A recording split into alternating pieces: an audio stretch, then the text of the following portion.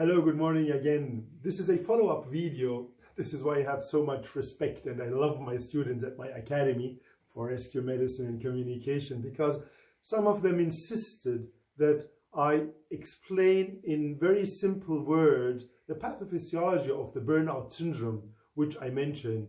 So here we go. Thank you again. What I meant with preventing burnout syndrome, that when it gets too much, there is a reason why it gets too much in our daily lives. And as I stated in my last video, that we are humans, we are made for too much.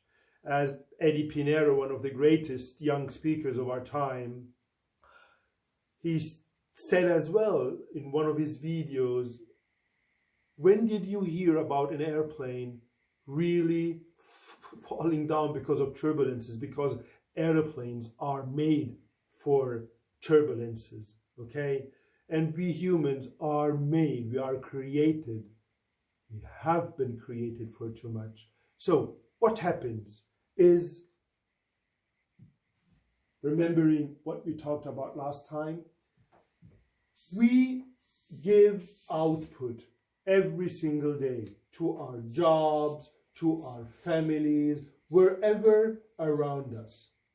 And as we all know, our charging unit will get, this happens, and I'm not going to repeat, so here we just continue with the most important thing. I love these things when they happen. But I tell my students, when dramatic things happen, just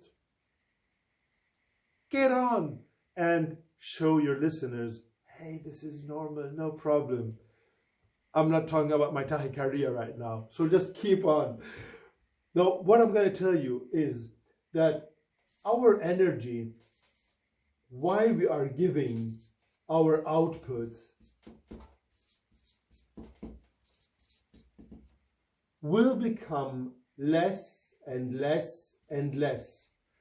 And until we recharge again, this energy level will get so close that it really becomes critical.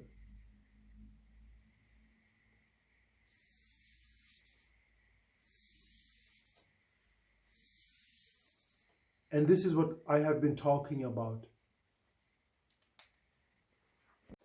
So the problem is that when we start our day with 100%, and we rarely do, because we already start with 80 or 60, because the past day we maybe didn't have the possibility to recharge again.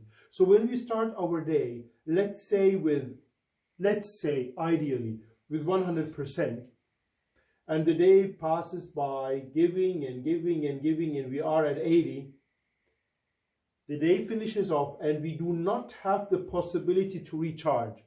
No problem. Next day, we're going to start with 80 and we'll be giving, family, job, wherever.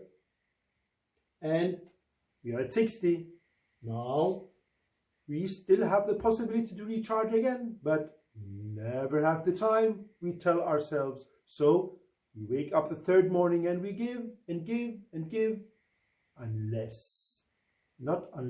until our energy level gets, as I mentioned before, really critical.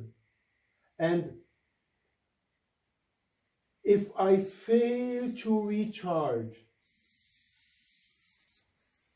through spiritualities, through hobbies, through whatever you mentioned last time,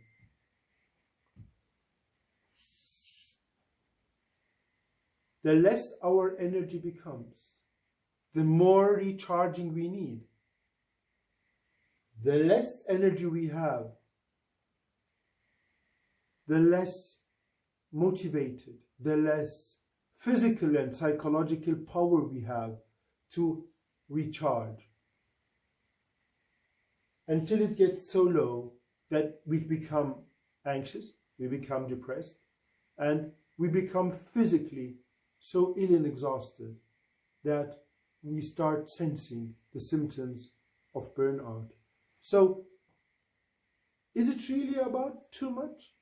Or is it more about ourselves not giving ourselves the possibility to find a balance between all the output that I am giving and the input that I need? Remember, we have a lot of sources to recharge every single day. Spirituality is one of the most important ones. Physical exercise, meditation is a very important one. Hobbies, passions, and the people in our community around us are all sources. Find your source and charge yourself.